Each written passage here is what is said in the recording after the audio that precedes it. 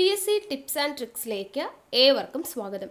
വരുന്ന university LGS mains പരീക്ഷയ്ക്ക് തയ്യാറെടുക്കുന്നവർക്കായിട്ട് തിരഞ്ഞെടുത്ത ഏറ്റവും പ്രധാനപ്പെട്ട 100 മുൻവർഷ ചോദ്യങ്ങളാണ് ഇന്നത്തെ വീഡിയോയിലൂടെ പഠിക്കാനായിട്ട് പോകുന്നത്.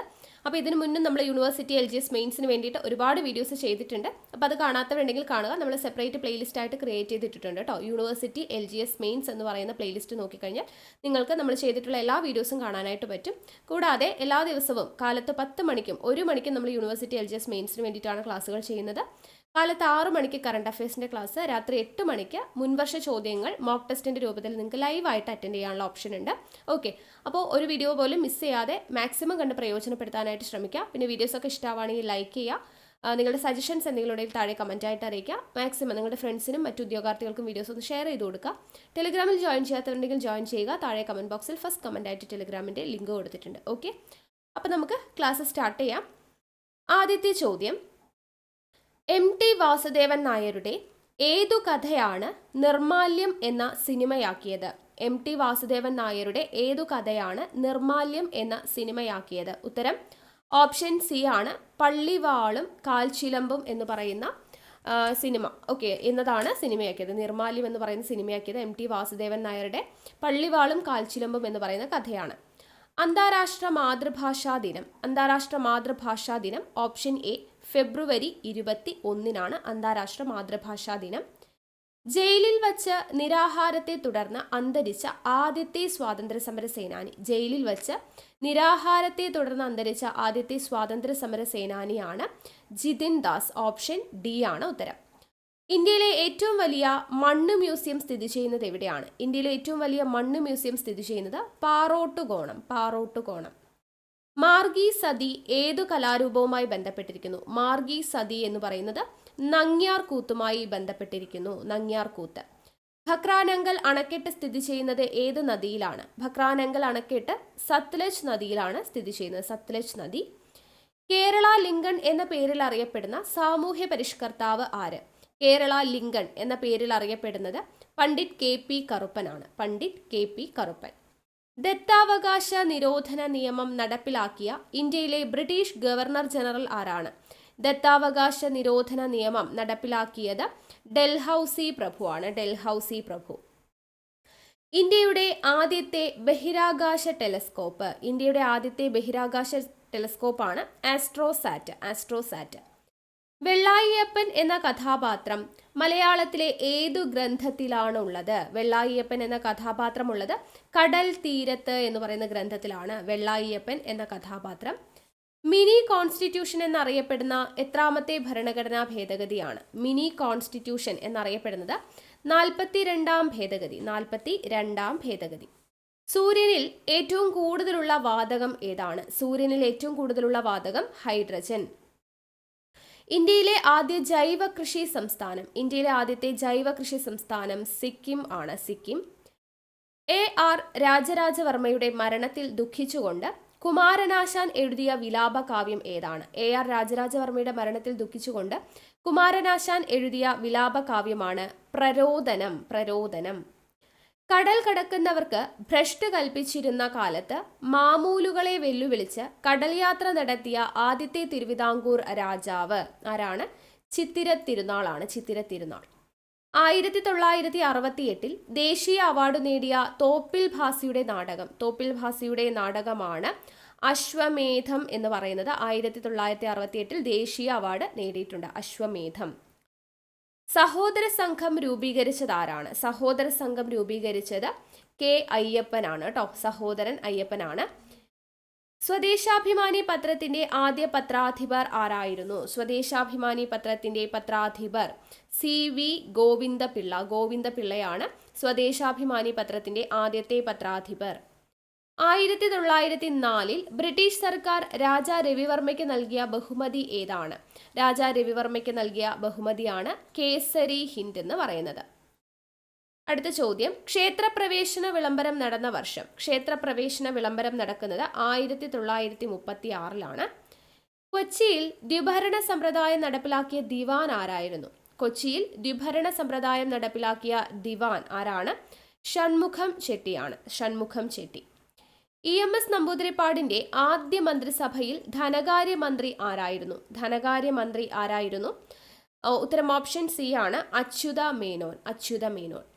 വൈലോപ്പിള്ളി ശ്രീധര മേനോന്റെ ഏത് കവിതാ സമാഹാരത്തിനാണ് വയലാർ അവാർഡ് ലഭിച്ചത്? വൈലോപ്പിള്ളി ശ്രീധര മേനോന്റെ ഏത് കവിതാ സമാഹാരത്തിനാണ് വയലാർ അവാർഡ് ലഭിച്ചത്? മകരക്കൊയ്ത്തിനാണ് കേട്ടോ, മകരക്കൊയ്ത്ത്. എല്ലാ ജാതിക്കാർക്കും പ്രൈമറി വിദ്യാഭ്യാസം നൽകാൻ ഉത്തരവിട്ട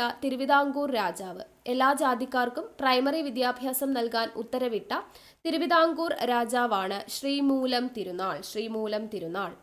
ക്ഷേത്രപ്രവേശന വിളംബരം പുറപ്പെടുവിച്ചപ്പോൾ ആരായിരുന്നു തിരുവിതാംകൂർ ദിവാൻ? ക്ഷേത്രപ്രവേശന വിളംബരം പുറപ്പെടുവിക്കുന്ന സമയത്ത് തിരുവിതാംകൂർ ദിവാനായിരുന്നത് CP രാമസ്വാമി അയ്യർ.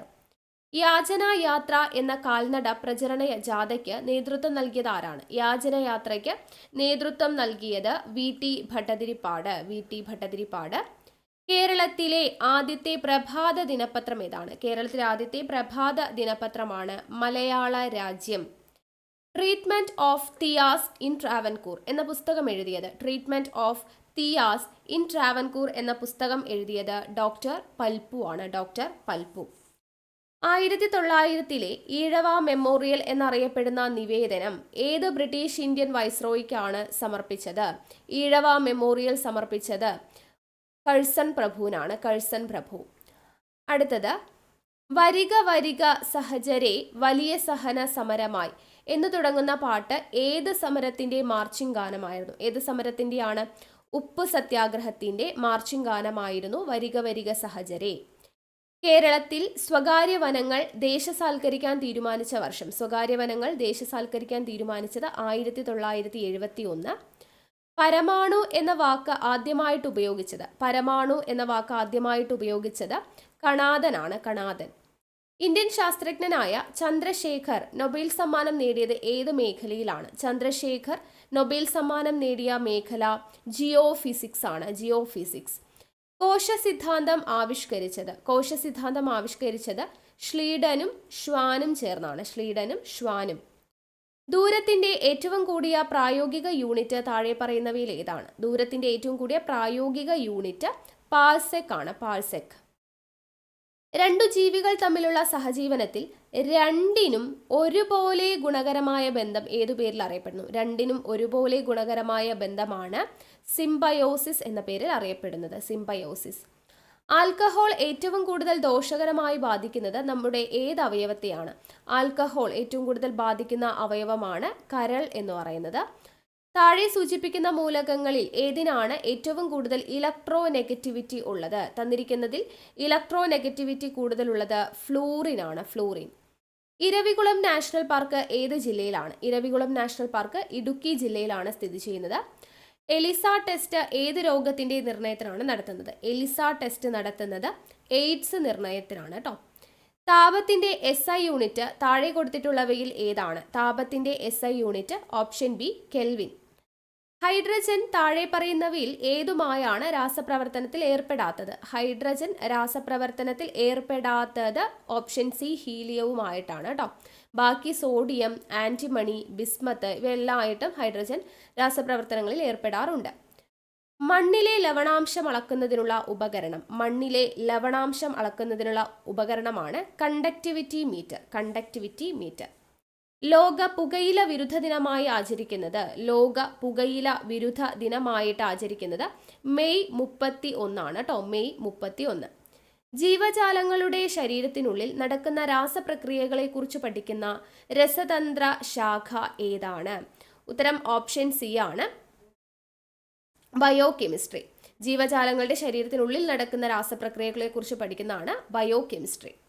സ്വതന്ത്ര ഇന്ത്യയിലെ ആദ്യത്തെ വിദ്യാഭ്യാസ മന്ത്രി ആരായിരുന്നു? സ്വതന്ത്ര ഇന്ത്യയിലെ ആദ്യത്തെ വിദ്യാഭ്യാസ മന്ത്രി മൗലാന അബ്ദുൽ കലാം ആസാദ്.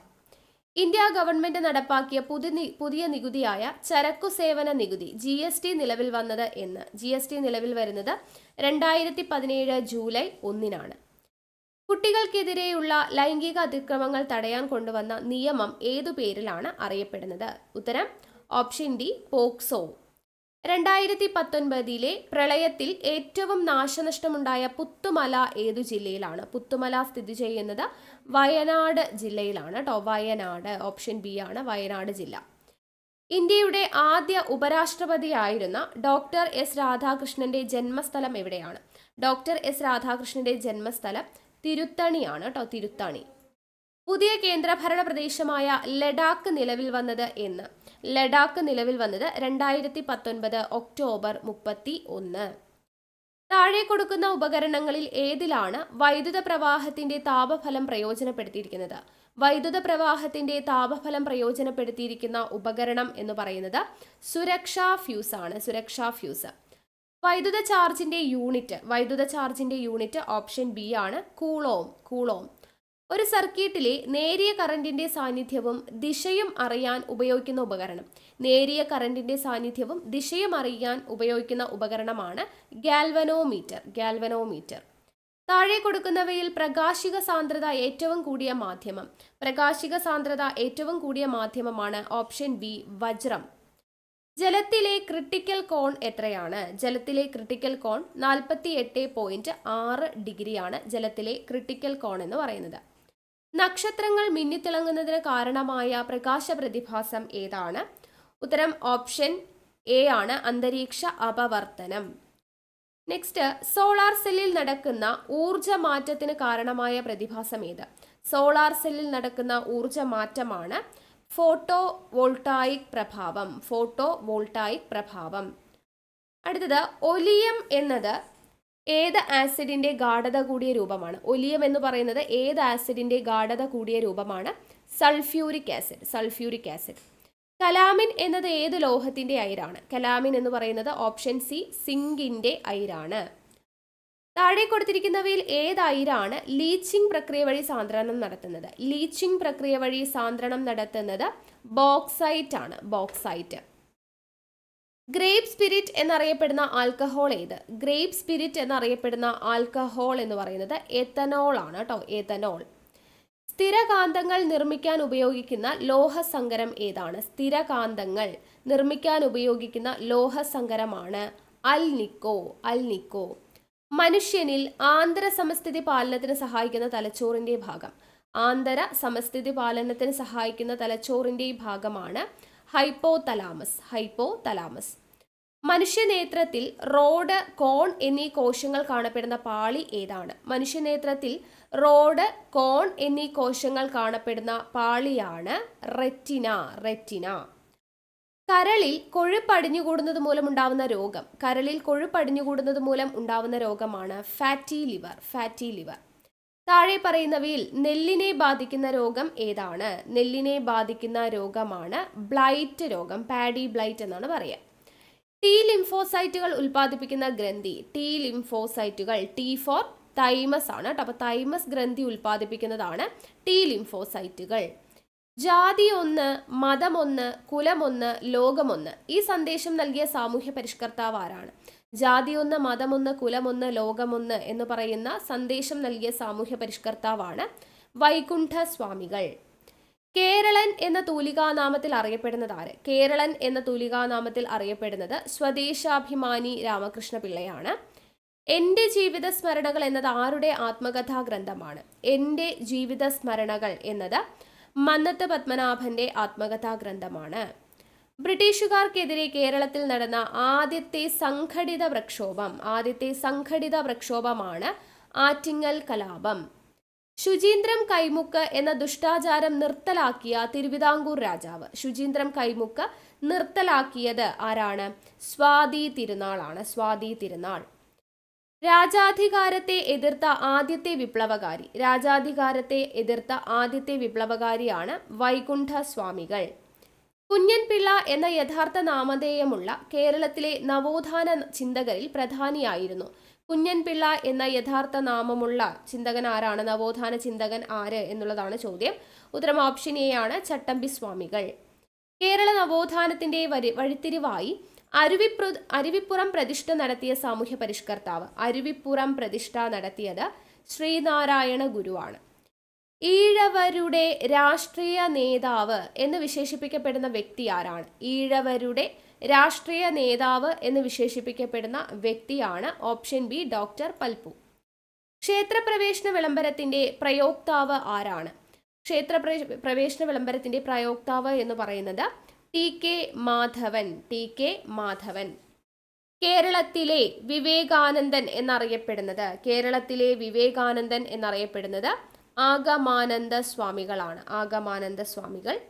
ഈഴവരെയും പുലയരെയും ഒന്നിച്ചിരുത്തി മിശ്രഭോജനം സംഘടിപ്പിച്ചത് സഹോദരൻ അയ്യപ്പൻ.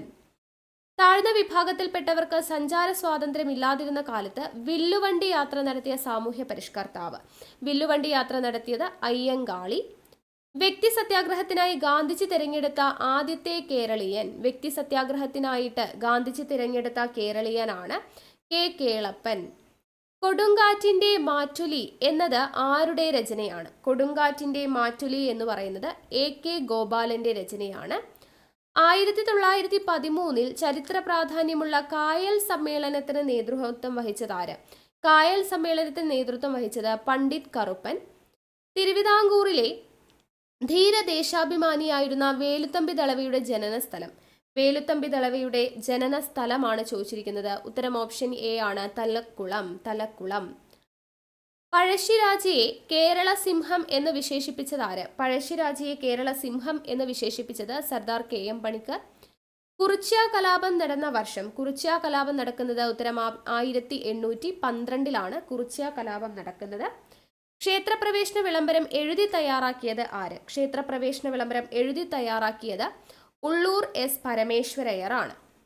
രാജ്യത്തെ ആദ്യത്തെ സ്വകാര്യ തീവണ്ടി സർവീസ് തേജസ് എവിടം മുതൽ എവിടം വരെയാണ്? ആദ്യത്തെ സ്വകാര്യ തീവണ്ടി സർവീസ് ആയിരുന്ന തേജസ് എന്ന് പറയുന്നത് ലക്നൗ മുതൽ ന്യൂഡൽഹി വരെയാണ് കേട്ടോ. ലക്നൗ മുതൽ ന്യൂഡൽഹി വരെ. കേരളത്തിൽ ഒറ്റത്തവണ ഉപയോഗിക്കുന്ന പ്ലാസ്റ്റിക്കിന് പരിപൂർണ നിരോധനം നിലവിൽ വന്നത് എന്ന്? ഉത്തരം ഓപ്ഷൻ ബി ആണ്, 2020 ജനുവരി 1. ഭിലായ് സ്റ്റീൽ പ്ലാന്റ് സ്ഥിതി ചെയ്യുന്ന സംസ്ഥാനം. ഭിലായ് സ്റ്റീൽ പ്ലാന്റ് സ്ഥിതി ചെയ്യുന്നത് ഛത്തീസ്ഗഡിലാണ്. ഛത്തീസ്ഗഡ്. ഇന്ത്യയുമായി കര അതിർത്തി പങ്കിടാത്ത രാജ്യമേത്? കര അതിർത്തി പങ്കിടാത്തത് ശ്രീലങ്കയാണ്. ശ്രീലങ്ക സമുദ്ര അതിർത്തിയാണ് പങ്കിടുന്നത്. ഓക്കെ, അപ്പൊ ഇവിടെ ചൈന, പാകിസ്ഥാൻ, ബംഗ്ലാദേശ് എന്നിവ കരാതിർത്തി പങ്കിടുന്നു. താഴെ പറയുന്നവയിൽ ഉപദ്വീപീയ പീഠഭൂമിയിലൂടെ ഒഴുകാത്ത നദി ഏത്? ഉപദ്വീപീയ പീഠഭൂമിയിലൂടെ ഒഴുകാത്ത നദി എന്ന് പറയുന്നത് യമുനയാണ്. ബാക്കി പെരിയാർ, കാവേരി, മഹാനദി ഇതെല്ലാം ഉപദ്വീപീയ പീഠഭൂമിയിലൂടെ ഒഴുകുന്ന നദികളാണ്. ഇന്ത്യ റിപ്പബ്ലിക് ആയത് എന്ന്? ഇന്ത്യ റിപ്പബ്ലിക് ആയത് 1950 ജനുവരി 26. ഇന്ത്യയുടെ സമ്പദ് വ്യവസ്ഥ താഴെ പറയുന്നവയിൽ ഏതാണ്? ഇന്ത്യയുടെ സമ്പദ് വ്യവസ്ഥ ഓപ്ഷൻ സി മിശ്ര സമ്പദ് വ്യവസ്ഥ. ലക്ഷദ്വീപിന്റെ തലസ്ഥാനം കവരത്തിയാണ്. കവരത്തി.